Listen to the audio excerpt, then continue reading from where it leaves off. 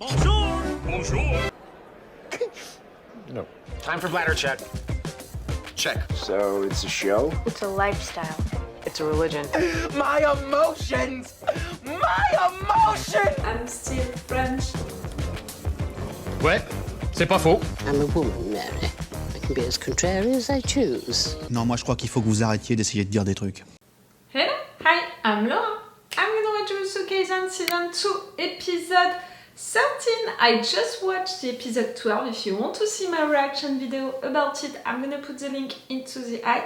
I'm gonna put the link also for the playlist that I made for Jujutsu Kaisen in case you want to rewatch all of my binge watching of Jujutsu Kaisen and to have all of the episodes into the chronological order. Remember that I do that for each show, each anime that I react to. I do a playlist on YouTube and on Patreon. On both, you're gonna find all of the episodes into the chronological order. Like, really, you can binge watch my binge watchings and just, let the thing go on YouTube without even thinking about it. I'm making that for that reason, because I was doing the same at some point, when I was working, when I was doing a different job. So I know that it can be useful for you guys. That's why I'm really regular with that. And I'm really making my job right with that. Also, reminder, on my Patreon, you have 4 episodes of advance. It's really a lot of advance. It's 2 weeks of advance. You have the full reaction part in full opacity. It's with the level 3 for the animes, it's with the level 3. I'm giving you these big advantages to thank you for the support that you can give me through Patreon. I'm a little reactor, so each little help can be appreciated and truly useful, even if it's just for Jujutsu Kaisen, even if it's just for 1 month, just a little like that. Occasionally, each little help can be appreciated and really useful. YouTube, it's a mess. YouTube, because of the things going on YouTube, even if I'm respecting the fair use rules, it's not enough. So because of that, I was forced to change my way to publish these reaction videos for Jujutsu Kaisen on YouTube, meaning that the reaction part, you don't have it on this video. On this video, you have the intro and the review part, and you have the reaction part into the description. That reaction part into the description still, respects the fair use rules, because I want that. I want to respect the fair use rules. Also because I want for you guys on Patreon to have truly that advantage of having the full reaction part in full opacity, everything. It's like that. It's YouTube. It's everything going on. It's respecting the fair use rules not being enough. I'm doing stuff like that. I hope that you understand, I hope that you appreciate, and I hope that maybe it can push you to follow me on Patreon, because you can see all of the issues that I have with YouTube. You want to support me, to encourage me to continue, to be sure that I will be there for the season 3, for the rest of the season 2 of Jujutsu Kaisen, but also for the season 3 when it's gonna be out, and just you want to help me and or to have all of these advantages. That's why I'm creating my Patreon. Okay, to come back to Jujutsu Kaisen, the last episode was nice. I was wrong with the fact that I thought that we would have 1 episode, 1 group, 1 fight. Not at all. Last episode we had several situations. We had the end of Megumi and Yuji against that guy, meaning that they managed to break that veil. They managed to save Ino. Megumi is gonna take him out to try to save him really when Yuji went deeper in, and because of that Yuji is gonna face one of the first mahito's guys trying to search him and to kill him. This one, I'm not sure that I understood truly what he has against Yuji. He talked about his brothers, having a revenge for his brothers. He talked about killing Yuji and then going at school for his brothers. So really, I didn't understand the situation right there. I think that it's going to be explained during this episode. It could be great. During the previous episode, we were also with Mei, and we saw how great she is. We saw that she is fighting for the good side because she has her principles and values, but she has also her own interest involved with taking a lot of money after all of that. She has a big fan with the kid with Wee, and at the end of her moment during the previous episode, she was taken into that domain expansion with that big curse spirit, I'm sorry, and she was finally feeling threatened, so that's gonna be, I think, a big cool fight. And we were also with Nobara, who, in my opinion, didn't react well in front of that blonde guy who was trying to kill all of the supervisors. She let her emotions, her anger take all of the place, and she was maybe too impulsive. She didn't think enough about the situation. She was close to die for her supervisor right there, the girl close to die. But Nanami intervened, and Nanami was also really mad, and for me, not just he hated the blonde guy targeting only weak targets, but also like he thought that it was something, you know, like so lame. Like I really felt Nanami being like the level of hate and rage was also matching the level of disgust, you know, that he had for the guy. I really felt it like that.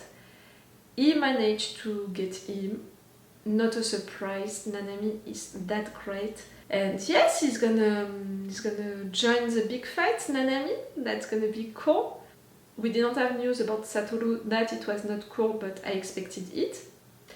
And we'll see, yes, how it's gonna be for this episode. I think that we're gonna continue to be a little with everyone, which is great because they don't do that mistake about being with everyone, and because of that we're not progressing that much with everyone. For example, for My Hero Academia, at some occasions I had that impression about, okay, we have news about each group in each episode, that's cool, but because of that it's really tiny steps, tiny progressions that we have each time. So in fact at the end you have the impression that the rhythm is really slow of the actions of truly what is happening for the facts. So here it's different, I appreciate it. I hope that they're gonna continue with that. Okay, I'm gonna stop this intro right now, let's go for this episode. We'll see if we're gonna have other people getting killed or close to be killed during this episode. Like I said, at first, before everything, I thought that we would have one person dying. Now I'm more like 5 or 6. But at the same time, apparently the supervisor is not really dead, so maybe I was right to think only 1. But at least 10 being badly hurt. You know, keeping things for life, bad things for life. We'll see. Okay, let's go for this episode.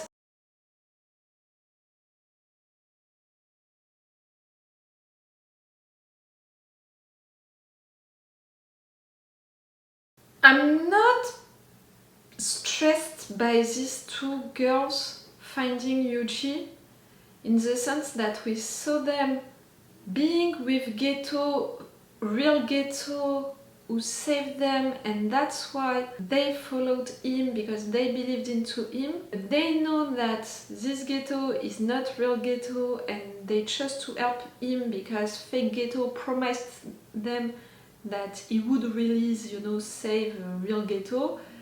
He didn't do it, so we saw that they went a little mad against Fake Geto. So if these 2 found Yuji right there, search for him and found him, I'm really like, the enemy of my enemy is my friend. Even if at some point that enemy worked with my enemy, right now it's the enemy of my enemy, so it can be my friend. They can be my friend. So maybe in fact they can help Yuji. I want to believe so. I didn't understand the end of this fight. I understood finally who was that guy when he was talking about his brothers. Earlier I really had trouble to understand what happened, because he was saying I want the revenge for my brothers. With his appearance, how he was looking, I was really thinking, searching for human beings, you know, so I couldn't understand who they were. He was talking also about killing Yuji and then going at the school to continue to get the revenge for the brothers, so I couldn't understand what he was talking about, who he was talking about mentioning his brothers. I finally understood. Like I said when it happened, when Yuji killed them, I felt sad for them. For sure, I wanted for Yuji to win, for these guys to lose, to die, but I felt their pain, I felt their sadness, and because of that, I felt pain and sadness. Do you understand what I mean? So, right there, I can understand that this guy wants revenge for his brothers, like his reasons, they seem totally legitimate. That was an amazing fight, not only because of that blood, power, I don't know how to mention it, which was amazing, which was impressive, which was really hard for Yuji to respond to.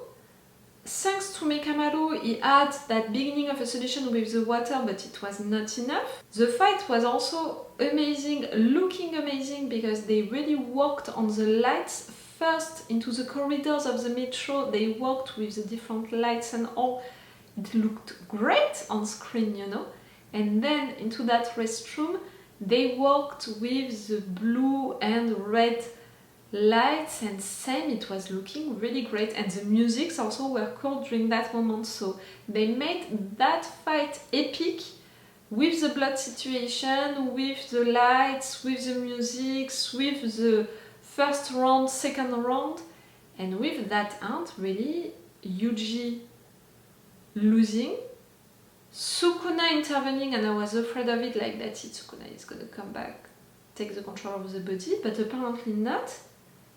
And in fact, Yuji was not totally destroyed because something else intervened against the guy, giving him fake memories that didn't happen, about Yuji being one of the brothers.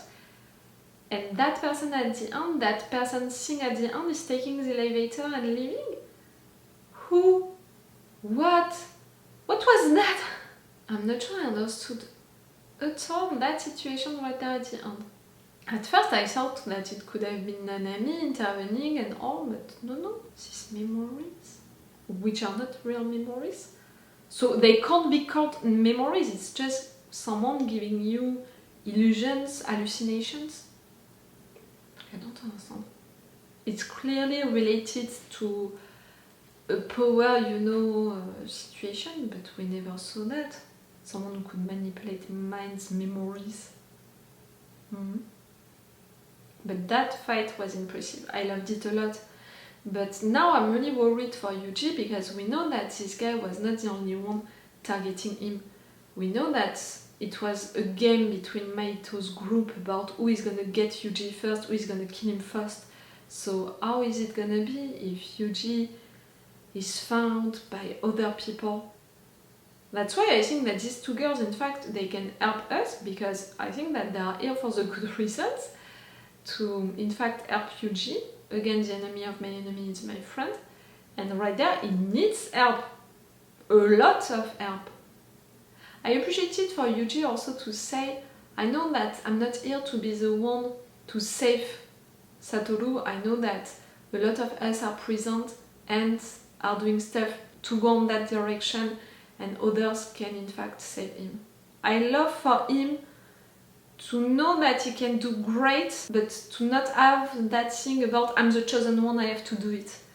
That thing, you know, the syndrome of the chosen one, too much in too many things, movies, shows, animes and stuff, so I'm glad that Yuji is not reacting like that. So after one entire episode being about Megumi and Yuji and Ino against these two guys, after one episode being a mix of a lot of different situations, we were back during this episode with only one situation, only Yuji against this guy. I'm not mad about it, because thanks to that we had beginning, middle and end of the fight. That's really great, but they're gonna surprise me, I think, with each episode, with what they're gonna do into it, how they're gonna make them. Okay, that's the end for me for today, for that session of binge watching. That was cool. Remember that if you're watching this on YouTube, on Patreon, you have already my reactions and my thoughts to the 4 next episodes in full opacity with the full reaction part. It's with the level 3, and it's the best way to support me, my Patreon, if you want and if you can. Okay, it's all for you and for me for today, so it's all for me for now, so bye for now. Bye. Wait a minute, Doc. Are you telling me that you built a time machine? Great.